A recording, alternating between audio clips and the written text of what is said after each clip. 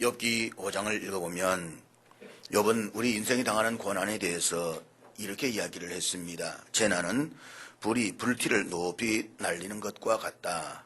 그러니까 이쪽에서 불꽃이 한번 확 일어났다 싶으면 또 저쪽에서 불꽃이 일어나고 우리 인생이 당하는 고난이 마치 그와 같다라고 하는 것입니다. 그래서 인간이 있는 곳에 고통의 문제는 그림자처럼 피할 수가 없다라고 했습니다. 그렇기 때문에 고난의 문제를 놓고 그것을 신학적으로나 철학적으로 혹은 신앙적인 논쟁으로 삼아서는 안 된다는 것입니다. 아니, 예수 잘 믿으면서 왜 고난 당하느냐고, 신앙 그렇게 좋다면서 왜 어려움 당하느냐고, 그렇게 기도하는데 왜 고난 당하느냐고, 그런 이야기를 해서는 안 된다라고 하는 것입니다. 고난은 지극히 현실적인 문제입니다. 고난은 결코 누구나 외면하고 피해갈 수 없는 우리 삶의 실제적 문제인 것입니다. 사실 인간의 삶이라고 하는 것은 고난의 늪과 숲을 헤쳐나가면서 사는 여정이라고 말할 수가 있는 것입니다. 삶 살아가면서 그래서 누구나가 절망의 벽에 부딪힐 때가 있습니다. 그런데 그럴 때 우리의 인생을 가장 힘들게 하는 것은 미래가 없다는 것입니다. 미래가 보인다라고 한다면 우리는 어떤 고난과 어려움도 헤쳐나갈 것입니다. 그런데 미래가 없다, 내일이 없다, 이것만큼 우리의 마음을 힘들게 하는 것은 없는 것입니다. 더구나 의로운 일을 하다가 이런 벽에 부딪히는 성도의 곤혹은 더 말할 것도 없습니다. 그러나 분명한 것은 우리 모든 인간은 이 고난에 지지 말고 고난을 헤치고 나아가야 한다라고 하는 사실입니다. 사랑하는 여러분, 고난에 넘어지지 마십시오. 내가 고난을 당할 수 있지만 그 고난에 주저앉아서는 안 되는 것입니다. 우리 믿는 사람들에게 고난은 새로운 삶을 도전하는 도전의 기회입니다. 그러므로 고난이 있는 곳에는 반드시 하나님의 위로도 있습니다. 하나님의 은혜도 있습니다. 하나님의 은혜와 위로가 그렇게 강같이 내 삶 속에 넘쳐 흘러도 깨닫지 못하다가 어떤 때 이 은혜를 깨닫게 되는 것입니까? 고난의 때입니다. 내 삶이 고난에 휘몰아칠 때에 그때 우리는 하나님의 놀라우신 은혜와 위로를 깊이 깨닫게 되는 것입니다. 기억하십시오. 고난은 누구에게나가 다 찾아옵니다. 문제는 이 삶의 고난을 어떻게 대처하느냐라고 하는 것입니다. 그러므로 어떤 고난 중에서라도 내일에 대한 꿈을 버리지 말아야 되는 것입니다. 유다가 바벨론에 의해서 멸망당하기 직전이라는 이 역사의 황혼기에 살았던 고독한 선지자 예레미야의 저지가 오늘 본문에 기록되어져 있습니다. 저는 이 예레미야를 보면서 선자들 가운데 선자의 삶이 자체가 고난이고 고통이고 외로움이고 고독의 길이 있지만 이 예레미야만큼 외롭고 고독한 사람이 있었을까? 이 예레미야만큼 철저한 바쁨 속에 살았던 사람이 있었을까? 그런 생각을 할 때가 많이 있습니다. 예레미야 32장 1절에서 5절까지 말씀을 내용을 쭉 읽어보면 그 당시에 살았던 선자의 처지를 짐작해 볼 수가 있습니다.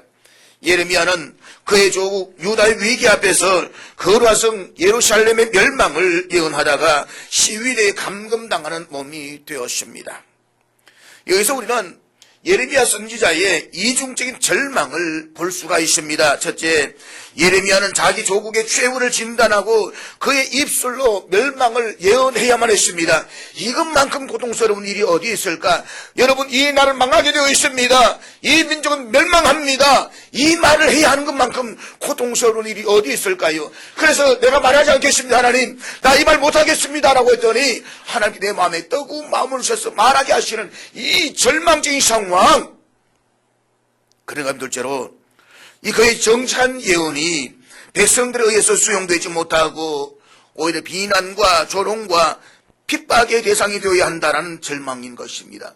분명히 하나님의 말씀이고 그 말씀을 전하였음에도 불구하고 이것이 환대받지 못하고 오히려 돌팔매질을 당하고 모욕을 당하고 어려움 당하는 이 절망스러움, 그것이 오늘 예레미야가 안고 있는 절망이었습니다.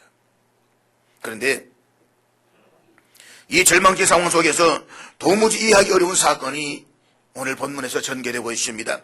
그것은 예레미야와 같은 고향인 아나도에 살던 그의 사촌 하나멜이 감옥에 있는 그를 찾아와서 자기의 밭을 사라는 것입니다. 하나멜이 밭을 파는 이유는 분명히 알 수가 있습니다. 우선 그는 가난했습니다. 나라가 망하는 어지러운 시대라서 한 푼의 돈이 아쉬웠습니다. 바벨론 군대가 예루살렘 성을 보유하고 있었기 때문에 부동산을 가지고 있어도 아무런 소용이 없습니다.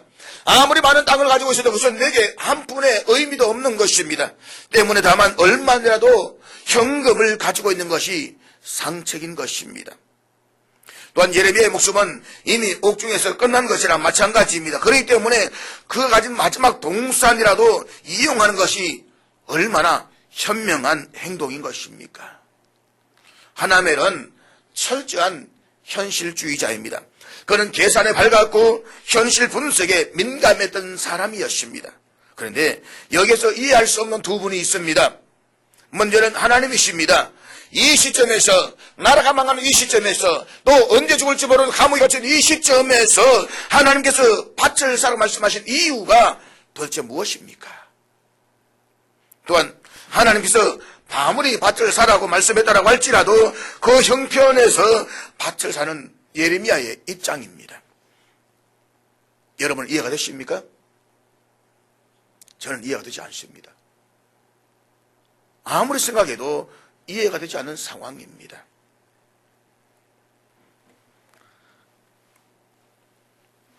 나라가 망해서 내일을 알 수 없는 저지에서 부동산을 투기할 사람은 아무도 없습니다. 아무리 부동산 투기에 혈안이 된 복부인이라고 해도 나라가 망할 때에 현금을 취하지 밭을 살 사람은 없는 것입니다. 더구나 예레미야는 그의 민족에게 심판과 재앙의 메시지를 전하다가 감옥에 갇혀 있습니다. 예레미야는 하나멜의 속성을 뻔히 다 알고 있었습니다. 어려움을 당하는 사실만으로도 고독한데 위로는 못하고 도리어 자기를 이용하려고 하는 이 하나멜의 방문을 받은 예레미야입니다. 우리 같으면 이런 하나멜을 어떻게 대하겠습니까? 아주 기분 나쁘게 속상하게 그렇게 우리는 받았을는지도 모르겠습니다. 그런데 하나님 사람 예레미야는 하나님의 말씀에서 하나님의 뜻을 찾았습니다. 그리고 마침내 하나님의 마음을 알았습니다. 오늘 본문 15절 말씀 보면 예레미야는 다음과 같은 하나님의 말씀을 전하고 있습니다. 우리 15절 말씀 같이 읽도록 하겠습니다. 다 같이 읽습니다. 시작. 이것은 유다의 멸망이 영원한 것이 아니라고 하는 것입니다. 유다 잠시 멸망하여 바벨론의 포로가 되어서 식민지하에 있는 것은 역사적인 필연입니다. 그렇지만 그 식민지배가 영원한 것은 아니라는 것입니다. 언젠가 유다 백성은 다시 돌아올 것입니다. 그들은 다시 돌아와서 농사를 짓게 될 것이고 정상적인 토지 매매가 성행하게 될 것입니다. 그리하여 예레미야의 결단이 지혜로운 것이었음을 입증하는 날이 올 것입니다. 이것이 바로 하나님의 메시지입니다. 예레미야는 이스라엘 민족과 유다 왕국의 회복을 믿었습니다. 비록 지금은 하나님의 심판으로 유다가 멸망하지만 그러나 하나님의 은혜와 섭리로 유다는 다시 회복될 것이라고 하시는 하나님의 약속의 말씀을 확실하게 믿었습니다. 그는 폐허의 잿더미 저 건너편에 있는 내일의 희망을 바라보았습니다. 그렇기 때문에 아무도 이해할 수 없는 결단을 감행할 수가 있었다는 것입니다. 그런 의미에서 예레미야는 철저한 미래주의자입니다. 그러나 그는 막연한 공상적 미래주의자는 아니었다라고 하는 것입니다. 그는 누구보다도 그들 앞에 다가오는 민족의 멸망을 적나라하게 경고했습니다.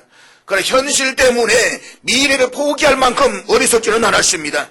그는 미래의 분명한 설계를 가지고 있었다라고 하는 것입니다. 지금의 삶이 힘들지만 어렵지만 곤고하지만 그것 때문에 내일을 포기하지 않았던 사람, 그것이 바로 하나님의 사람의 삶이라고 하는 것입니다. 2차 세계대전으로 프랑스가 나치 독일에게 나라를 빼앗겼을 때에 젊은이들 모여서 레지스탕트 운동을 벌이면서 나라를 되찾으려 하는 중대한 계획을 세웠습니다. 그런데 그 일이 거사되기 이전에 사실에 폭로가 되고 말았습니다. 그래서 한때 혁명 동지가들이었던 사람들이 모여서 자 이제 우리 다 끝났다라고 절망을 하고 있었습니다. 그때 한 젊은이가 절망하고 있는 저들을 향해서 이렇게 외쳤습니다. 아직 우리가 끝나지 않았습니다. 우리의 꿈이 죽는 날 우리의 최후는 올 것입니다. 꿈을 갖는다는 것은 그래서 위대한 것입니다. 예레미야는 민족의 멸망을 예언하면서도 멸망 건너편에 있는 하나님의 회복의 손길을 바라보았습니다. 그리고 절망하고 있는 이스라엘 민족에게 희망을 선포했습니다. 하나멜이 오늘을 위해서 내일을 바라보는 사람이라고 말한다면 예레미야는 내일을 위해서 값진 투자를 해서 오늘을 산 사람이라고 말할 수가 있는 것입니다. 그럼 사랑하는 여러분, 우리는 한치의 내일을 내다볼 수 없는 어두움이 다가올 때에 무엇을 할 것입니까? 우리의 삶이 고통스럽고 시르같이 어두움이 엄습하여 올 때에 예레미야에게서 우리는 지혜를 배워야만 합니다. 내 삶이 곤고하고 고난 가운데 암울할 때에 우리는 이 예레미야를 통해서 하나님의 음성을 들을 수가 있어야 됩니다. 내일이 없는 감옥 속에 던져질 때에 예레미야에서 배워야 할 놀라운 교훈이 있습니다. 첫째, 하나님의 말씀을 들어야만 합니다. 하나님의 말씀을 듣는다라고 하는 것은 내일이 없는 감옥 속에 던짐을 받은 사람들이 해야 할 가장 중요한 행동인 것입니다.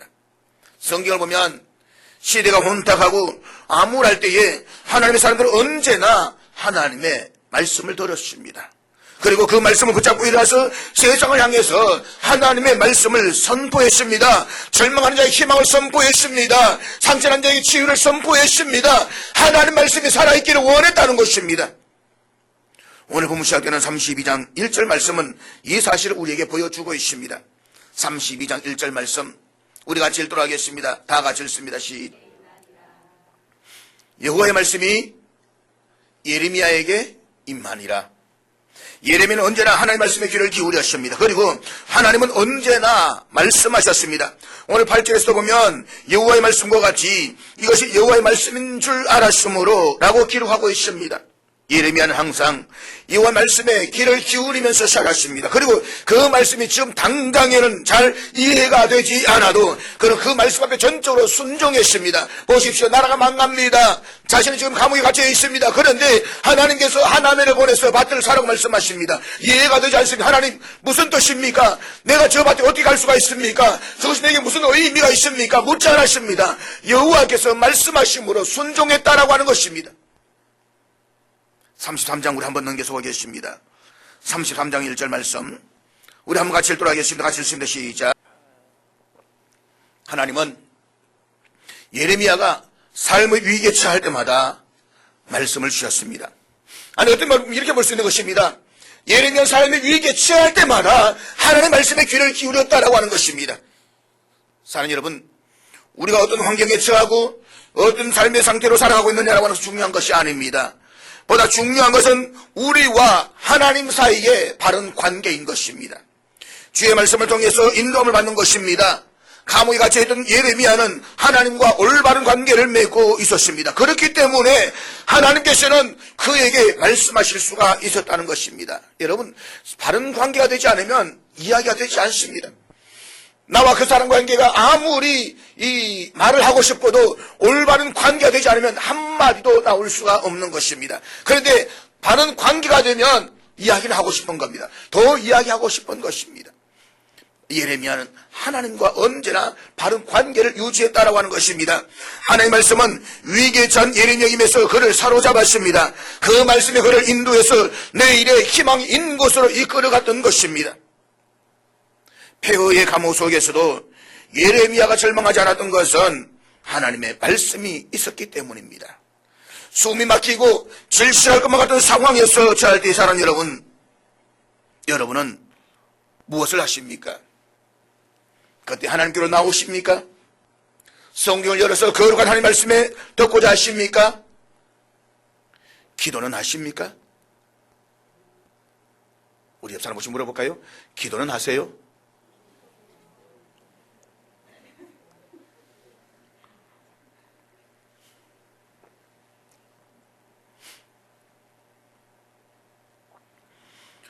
과거 1970년대에 종교신문의 지면을 덮였던 기사 가운데 탄광의 갱도가 무너지는 사건들이 있었습니다. 그때는 종종 보면 TV에서도 종종 나왔습니다. 탄광이 무너가지고 그것 때문에 뉴스가 나오고 가족들이 몸부림치는 그런 사건들이 자주 있었습니다. 한 점의 빛도 없는 깊은 지하굴에서 갇힌 광부들의 비명과 절규가 있습니다. 이 숨막히는 절망의 상황 속에서 저들이 구조대원들의 목소리를 듣는다면 얼마나 감격하겠습니까? 그렇습니다. 그러나 더 기억해야 될 것은 우리가 절망에 처할 때에 사람들의 말이 우리를 위로하지 못한다는 것입니다. 내 삶의 깊은 심령 속에 빠졌을 때에 사람이 그 어떤 말로도 나를 위로할 수가 없다는 것입니다. 인간의 철학이 통하지 않습니다. 그때 들려오는 거룩한 하나님의 말씀은 우리에게 큰 위로와 격려가 될 것입니다. 이 말씀을 듣는 사람들은 참으로 복된 사람들인 것입니다. 그러나 하나님의 말씀이 끊어지는 것은 인생에 경험할 수 있는 가장 비극 중에 비극인 것입니다. 성경 역사 가운데서 가장 어두웠던 시기는 말라기에서 세례 요한에 이르는 신구약의 중간기라고 할 수 있는 약 400년간의 기간이었습니다. 이 시기를 우리는 성경에서 중간기라고 이야기합니다. 그때에는 하나님의 말씀이 임하지 않았습니다. 묵시가 없었습니다. 성경이 기록되지 않았습니다. 그러므로 아모스 선지자는 이렇게 외치고 있는 것입니다. 아모스 8장 11절 말씀 우리 다 같이 읽겠습니다. 같이 읽습니다. 시작. 이 당시에 수많은 사람들이 갈증을 느끼고 있었습니다. 기갈성이 빠졌습니다. 그런데 물이 없어서 가람이 아니라는 것입니다. 여호와의 말씀이 없기 때문에 가라다는 것입니다. 사랑하는 오늘 땅에 말씀이 없는 것입니까? 인터넷을 맡으면 수많은 말씀들이 우리에게 선포되고 있습니다. 그러나 정말 중요한 것은 내가 말씀 앞에 서지 못하고 있다라고 하는 것입니다. 내가 그 말씀을 들려오는 자세가 되어 있지 않다라고 하는 것입니다. 오히려 하나님의 말씀이 내 삶 속에 거부가 되고 있다라고 하는 것입니다. 그것이 오늘 우리의 영혼을 가라하게 만드는 것이고 내 영혼을 기피하게 만들고 있는 것입니다. 이사야 선지자는 자신의 앞날을 놓고 기도할 때에 환상 속에서 하나님의 음성을 듣게 됩니다. 그리고는 하나님의 거룩한 비전을 붙잡습니다. 그 비전으로 인해서 그의 인생에 갑작스러운 변화가 왔습니다. 그 비전이 그의 인생을 놀랍게 지배해 갔습니다. 그 비전이 지칠 줄 모르는 신과 힘을 그에게 제공해 주었습니다. 그가 하나님의 말씀을 들었더니 말입니다. 사랑하는 여러분, 인생에서 하나님의 말씀이 없다라고 하는 것은 가장 큰 비극입니다. 그렇다면 여러분은 하나님의 음성에 귀를 기울이십니까? 성경을 열어서 거룩한 하나님의 말씀을 듣고 계십니까? 분명 사실은 하나님의 뜻을 거역하고 불순종하는 것은 스스로 재난을 자초하는 일입니다. 인생은 재주로 살아가는 것이 아니라 하나님의 말씀을 붙들고 살아가야 되는 것입니다. 마귀는 지금도 우리를 유혹합니다. 떡을 만들어 먹어라, 뛰어내려라, 엎드려 절하라, 재주를 부려라, 재주껏 살아라. 그러면 내 앞에 영광이 있을 것이다. 그러나 여러분, 우리 주님은 그렇게 말씀하지 않습니다. 분명히 말씀하십니다. 사람은 재주로 사는 것이 아니라 하나님의 말씀으로 산다라고 말씀입니다. 둘째, 사람들의 오해보다도 하나님의 뜻을 따라야만 합니다. 예레미야는 절망 속에서도 하나님의 뜻을 분별하여 그 뜻만을 따르고자 했습니다. 예레미야는 스스로 유다의 멸망을 예언했습니다. 그런데 그 후에 하나멜이라고 하는 사촌이 와서 고향에 있는 땅을 사라고 말합니다. 그리고 그는 그 땅을 샀습니다. 만일 그의 행동이 주의 사람에 알려지면 어떻게 생각하겠습니까? 아마 이런 오해를 받을 수가 있지 않겠습니까? 저 사람이 나라가 망한다고 유언비를 벗어뜨려 놓고서 자기는 부동산 투기를 한다. 그렇지 않겠습니까? 나라가 망하면 땅이 소용없습니다. 내 땅이 아닌데 무슨 의미가 있습니까? 그의 행동은 주변 사람들보다 충분히 오해를 받을 수가 있는 행동이었습니다. 그러나 예레미야는 사람들이 그를 어떻게 생각하느냐라고 하는 것보다 그를 향하신 하나님의 뜻을 더 소중하게 여겼던 사람입니다. 성경에서 하나님의 사람들이 서시는 그 사람의 의식을 지배했던 가장 숭고한 판단의 기준은 대중적인 사람이 아니라 하나님의 뜻이었습니다. 사도 바울은 갈라디아서 1장 10절에서 이렇게 고백하고 있습니다. 우리 같이 읽도록 하겠습니다. 다 같이 읽습니다. 시작. 예수님께서 십자가를 지시하실 때에 사람들은 소리쳤습니다. 주님, 십자가로 가셔서는 안 됩니다. 십자가를 거부하십시오. 도대체 십자가가 무슨 말입니까? 함께 십자가에 달리던 강도와 군중들이 소리칩니다. 당신이 진정 메시아이거든 그 십자가에서 내려와 보십시오. 그러나 주님께서는 이렇게 말씀하셨습니다. 아버지여, 내 뜻대로 마옵시고 아버지의 뜻대로 하시옵소서. 그렇습니다. 예레미야는 민중의 여론이 중요한 것이 아니라 하나님의 뜻이 중요한 것임을 알았습니다. 그런 하나님의 뜻만을 알았습니다. 우리가 삶의 고난의 현장에 서고 내일이 없는 감옥에 던져짐을 받았을 때 살아가는 여러분, 그때에도 여러분은 하나님의 뜻을 찾으시겠습니까? 우리의 행동이 전적으로 하나님의 인정을 받는 일을 한다면 사람들의 반응에는 오히려 무관심할 줄 알아야만 합니다. 내가 하는 이 길이, 내가 감당하는 이 사명이 정말로 하나님의 뜻이라는 확신이 있다라고 한다면 세상 사람들이 뭐라고 말하든지 간에 그 소리에는 귀를 닫을 줄 알아야 되는 것입니다. 하나님이 나를 위하신다면 누가 나를 대적하겠습니까? 나 자신의 행동이 전복적인 하나님의 인정만을 구하고 있다고 하는 확신이 내 안에 있다고 한다면 대중들의 의견에는 오히려 냉철할 수가 있어야만 합니다. 사람들 소리에 귀를 기울이지 말고 하나님 말씀에 귀를 기울이십시오. 사람들에게 인정을 받으러 가지 말고 하나님의 인정을 받는 성도가 되십시오. 사람들에게서 기쁨을 얻으러 가지 말고 하나님에게서 기쁨을 구하십시오. 이 확신이 없으니까 왔다 갔다 하는 겁니다.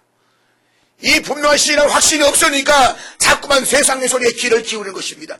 저들이 내게 뭐라고 말할까? 저들이 내게 어떤 이야기를 할까?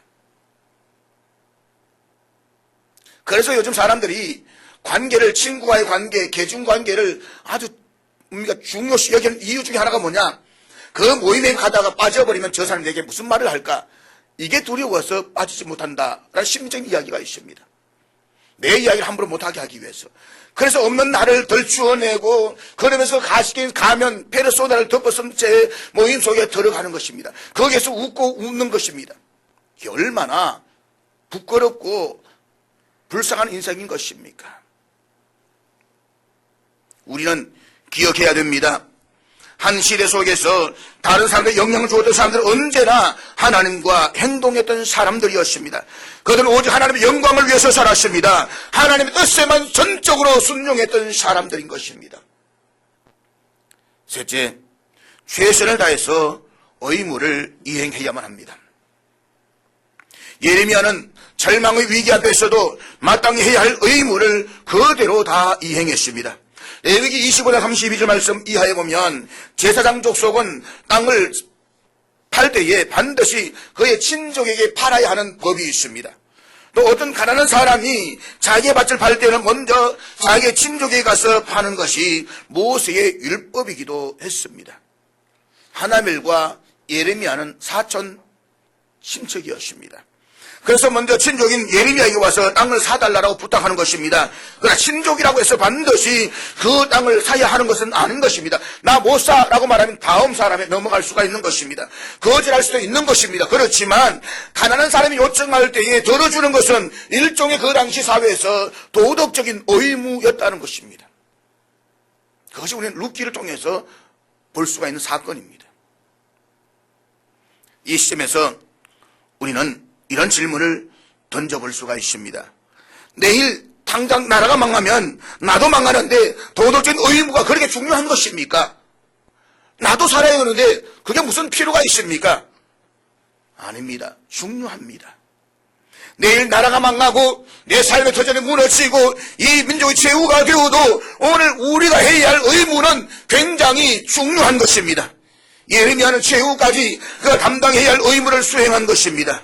예레미야는 그 땅을 샀지만 실제로 한 번도 그 땅에 가보지를 못했습니다.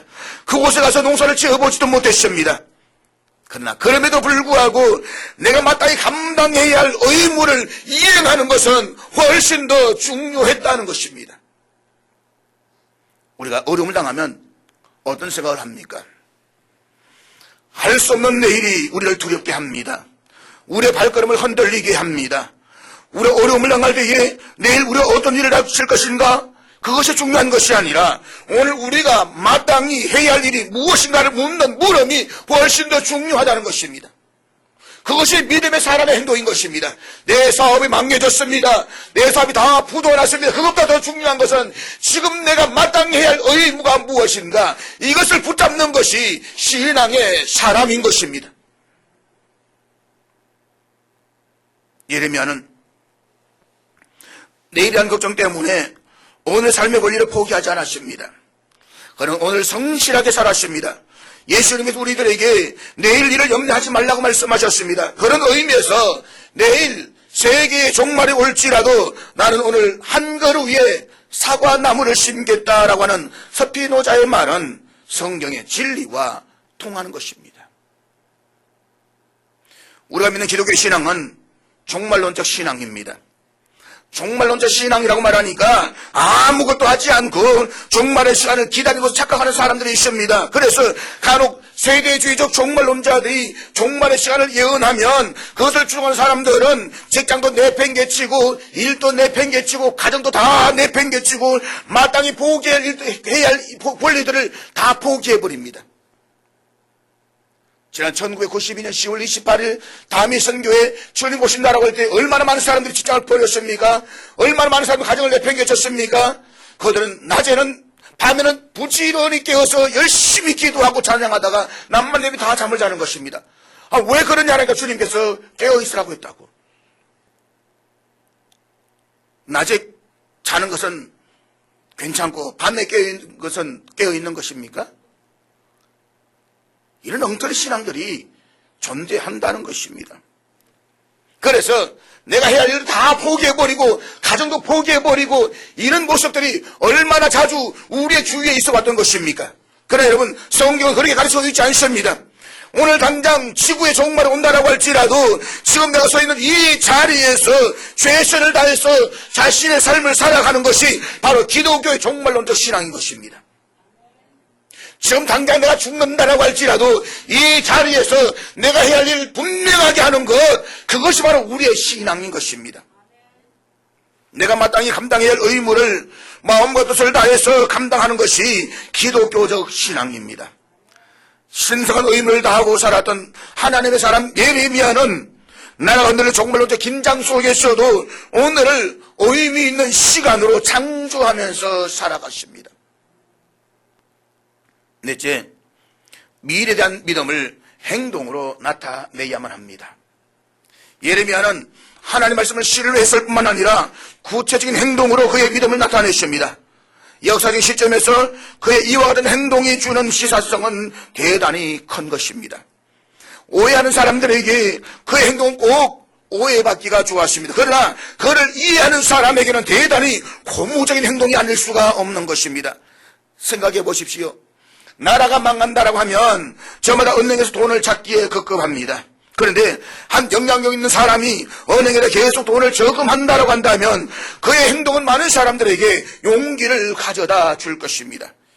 사람들은 예레미야의 행동을 보고 이런 생각을 했을 것입니다. 사태가 심각하다고 하더니 꼭 그렇지만은 않은가 보구나. 이 시점에서 그의 시사성은 대단히 중요합니다.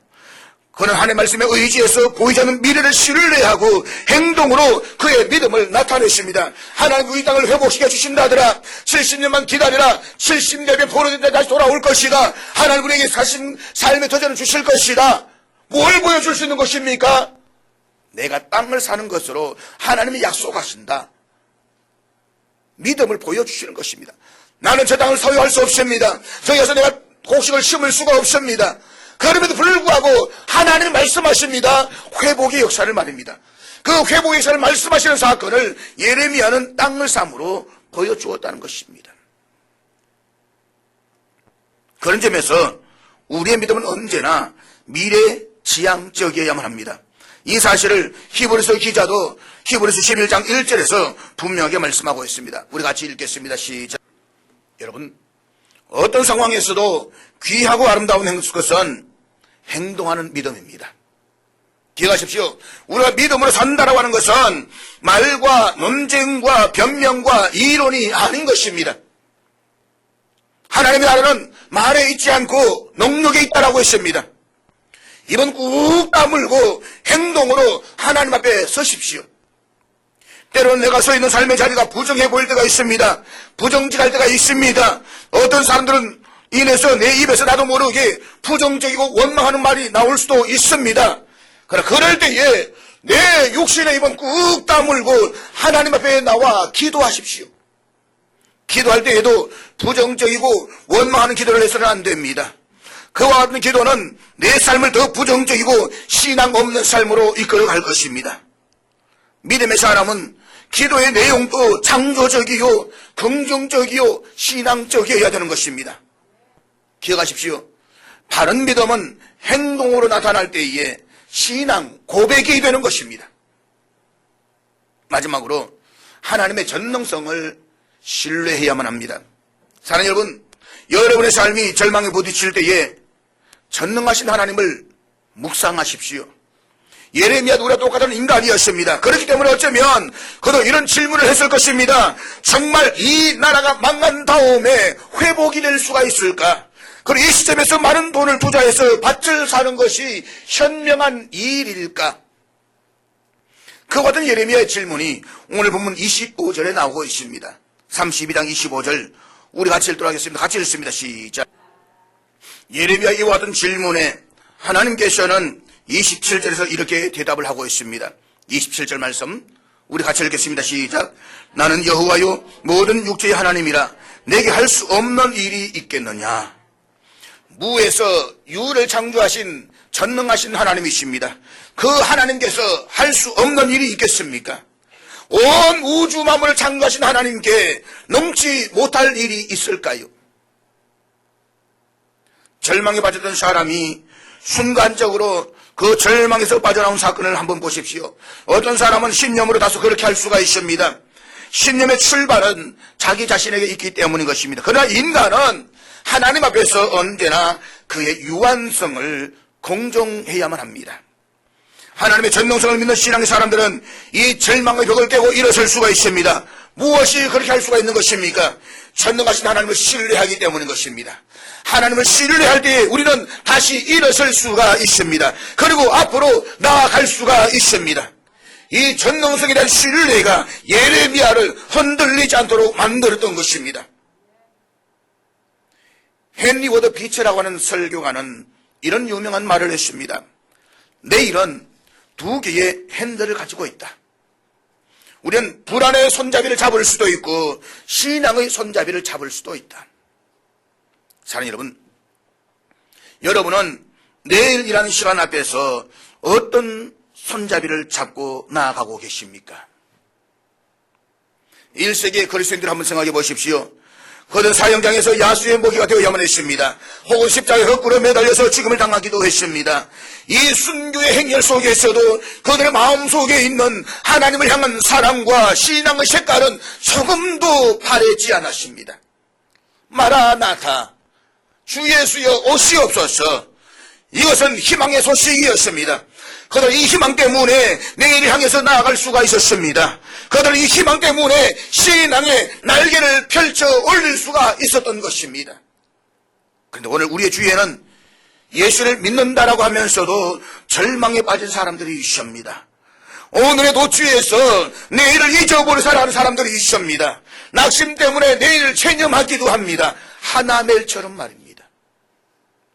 그러나 사랑하는 여러분, 오늘 우리 시대에 정말로 위험한 것은 환경의 절망이 아니라 마음의 절망입니다.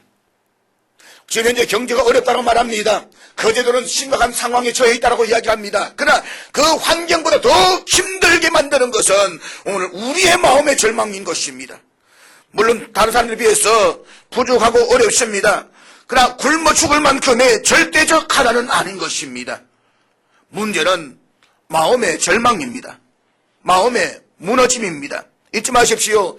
우리가 살아가면서 한치도 소홀히 할 수 없는 것은 마음가짐입니다. 마음가짐이 무너지면 인간관계도 무너집니다. 육신의 건강도 금방 무너지는 것입니다. 그렇지만 마음만 살아있으면 걱정이 없습니다. 그 마음에 생기가 있으면 건강도 인간관계도 회복됩니다. 그러므로 오늘 우리의 마음에 하나님의 생기가 불어올 수 있기를 기도하시기를 바랍니다. 주여 내 마음에 생기를 불어넣어 주시옵소서. 내 마음에 성령을 주시옵소서. 기도하십시오. 사랑하는 여러분, 우리는 예레미야처럼 내일을 위해서 오늘 값있게 투자할 수가 있을까요?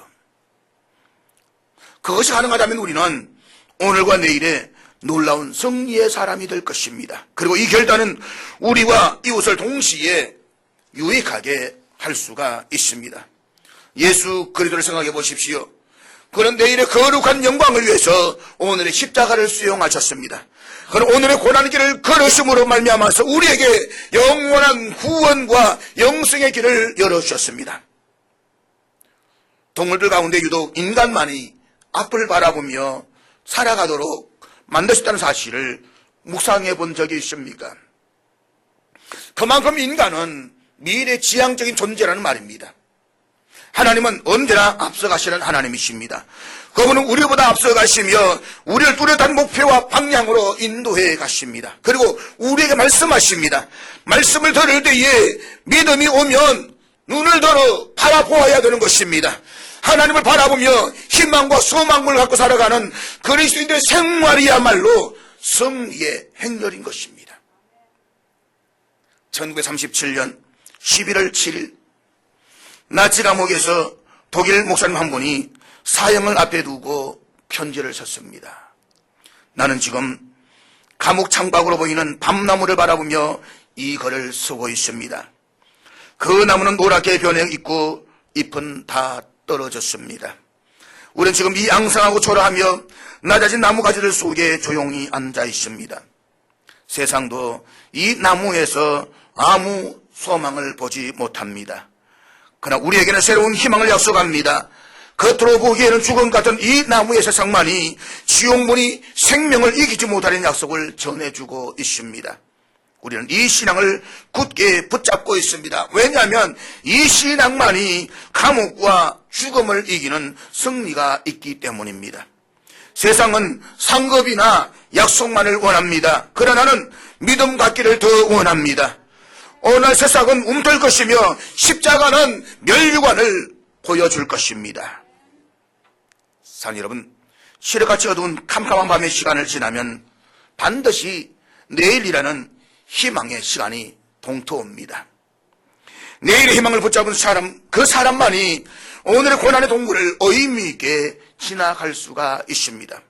하나님께서 우리에게 2016년이라는 시간을 주셨습니다. 저와 여러분에게 2016년이라는 삶의 자리를 주셨습니다.